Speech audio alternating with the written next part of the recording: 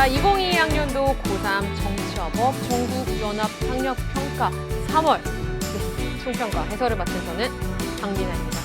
자, 일단 고생 많으셨습니다. 다른 어떤 모의고사보다, 물론 다른 모의고사들도 다 의미가 있겠지만 고3 첫 3월 모의고사, 여러분 막 귀에 딱지가 않게 엄청 많이 들었을 겁니다. 별의별 얘기가 많았죠. 고3 성적이 고3 3월 성적이 수능 성적이다, 3월 중요하다, 아니다, 올라갈 수 있다 등등의 내용들도 많았지만 어쨌거나 어떤 의미를 가졌던지 간에 정확한 건 하나, 여러분 정말 수고 많으셨어요. 자, 일단 선생님이 첫 전국연합학력평가 3월 고3 정치화법 문제를 풀고 해설에 들어가기 전에 여러분에게 전반적인 체감 난이도, 앞으로 우리가 해야 될 것들 등등에 대해서 설명해 드리도록 하겠습니다.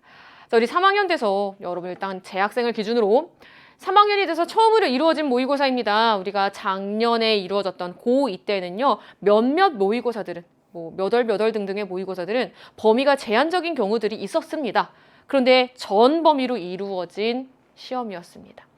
자, 따라서 정치화법 개념 확인 문항으로 구성이 되어 있었어요. 내가 해설을 하면서 얘기할 거야. 이런 문제는 6단원, 우리가 대단원이 6개인데 맨 마지막 단원에 해당하는 거니까 혹시나 안 했나요? 얼른 하세요.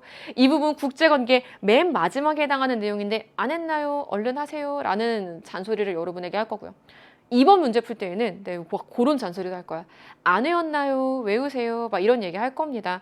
우리가 정치화법에서 기본적으로 어떠한 문항들이 등장하는지를 확인할 수 있었던 기본적인, 이게 기본적인이라는 게 반드시 쉽다라는 걸 의미하는 건 아니고요. 어떤 내용들이 출제가 되는지를 기본적으로 전범위를 쓱 한번 훑어볼 수 있었던 문항들로 구성이 되어 있었습니다. 특히 뭔가 난도가 높은 내용보다는요, 일단 개념 확인을 하는 문항들이 많이 구성이 되어 있었어요. 그럼에도 불구하고 체감 난이도가 중상인 이유는요, 일단 여러분이 개념을 한 바퀴 정도 돌렸으면은 조금 수월했을 수도 있겠지만 그렇지 않은 경우가 조금 있을 겁니다. 일단 두 번째, 여러분이 아직 외우지 못한 부분이 있을 거고요. 그리고 마지막으로는 킬러 문항들 몇몇 문항으로 인해서 여러분이 문제를 풀 때에는 나 정치화법 노베 아닌데 그래도 어느 정도 했는데 라고 생각함에도 불구하고 중상으로 체감 난이도는 아마 형성이 되었을 겁니다. 자, 이제 킬러 문항 얘기를 그래서 안 해볼 수가 없죠. 킬러 문항은요, 대표적으로 2면에 나와 있는 8번 문제가 우선 있었습니다. 1면은 좀 수월한 문제들로 구성이 되어 있었고요. 8번 문제는요, 미성년자와 거래한 상대방의 보호였습니다. 이 부분은 원래도 어렵게 나와요.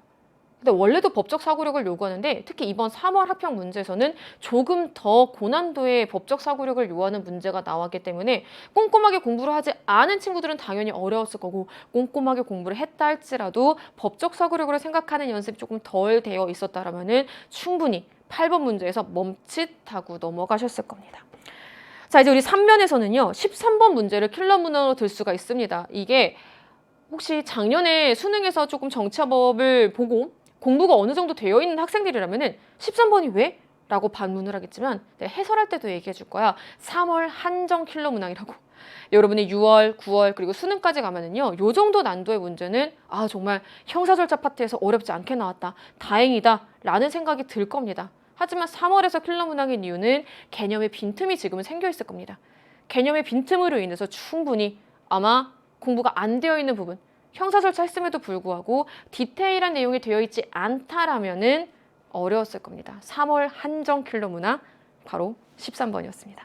자, 이제 우리 4면으로 넘어가 볼게요. 4면에서의 킬러 문항은요, 뭐니 해도 딱 20번 문제였죠. 선거 결과 분석 어느 정도 할 줄 아는 친구들도 당황했을 겁니다. 그리고 조금 도전해볼까? 라고 했던 친구들도 멈칫했을 거예요. 왜? 사전선거, 본선거, 출구조사 결과 이런 내용이 나왔어요. 저 이런 내용 배운 적이 없습니다. 출구조사 결과를 가지고 해보는 거는 풀어본 적이 없어요. 맞아요. 거의 등장하지 않았었어요. 그럼에도 불구하고 우리 충분히 사실을 풀고 나면 어렵지 않은 내용이었고요. 물론 그 사이사이에 유추하는 내용들이 있습니다. 그 유추하는 내용들만 파악을 하면 어렵지 않게 옳은 선지와 잘못된 선지를 골라낼 수 있었던 문제였지만 시간도 그렇고 아마 여러분이 느끼기에 충분한 킬러 문항으로 등급을 가릴 만한 내용으로 아마 등장을 했을 겁니다. 정리되셨나요? 자, 어쨌거나 3월 학평은 끝났습니다. 그럼 우리에게 남아있는 과제가 있겠죠. 맛있는 거 먹고 아무 생각 없이 푹 쉬세요. 언제까지 쉬냐면요, 2022년 3월 25일 아침 9시까지. 얼마 안 남았네. 식이 없는데? 얼마 안 남았네? 얼마 안 남았어요. 일단 이 말은 여러분이 막 3월 합평 끝났어, 회의해줘야지 라고 하지 말자라는 의미입니다. 일단 뭐 모의고사를 봤으니까 오늘 정도는 조금 마음을 놓아도 좋아. 그리고 또 약간 좀 전염병이니만큼 우리의 면역력을 키우는 것도 중요해요. 언제까지 조금 푹 쉬자. 2022년 3월 25일 아침 9시 정도까지는 조금 쉬고 아침 9시부터는 긴장해서 우리 다시 공부 시작합시다. 우리가 뒷부분 아직 개념 안 돌린 부분 있다면요, 얼른 시작하세요. 3월 한정 킬러 문항이었던 13번 개념의 빈틈 있다면은 빨리 채우세요. 우리 진짜 이 얘기하면 약간 걱정이 되는 게 적어도 6월 평가원까지는 완벽하게 개념이 어느 정도 되어 있어야 돼. 6월에서는 우리의 실력을 체크해봐야 돼 라고 했을 때 대부분의 수험생들이 6월까지 시간이 좀 남았군이라고 해이하게 생각해요. 이거는 3월 25일 9시까지만이고요. 여러분 6월 평가원 모의고사는요, 나의 실력을 체크할 수 있어야 됩니다. 물론 4월 합평도 마찬가지고요. 자, 이제 두 번째 얘기 한번 해보도록 하겠습니다. 혹시나 이 부분은요, 지금 고3이고요. 고2에 해당할 수도 있고 고3인데 내가 학교에서 선택 과목이 정치화법이다. 내신 시험도 어느 정도는 준비를 해주세요. 내신 시험을 준비하면서 수능까지 두 마리 토끼를 모두 다 가져가는 방법으로 3월 합평을 여러분이 활용을 해주시기 바랍니다. 그리고 수능 선택 과목 이때쯤이면 당연히 어느 정도는 정해놨어야 돼요. 근데 또 의외로 많은 수험생들이 두 과목 중에 한 과목만 메인으로 하고 한 과목은 아직 고민하고 있는 친구들이 있을 겁니다.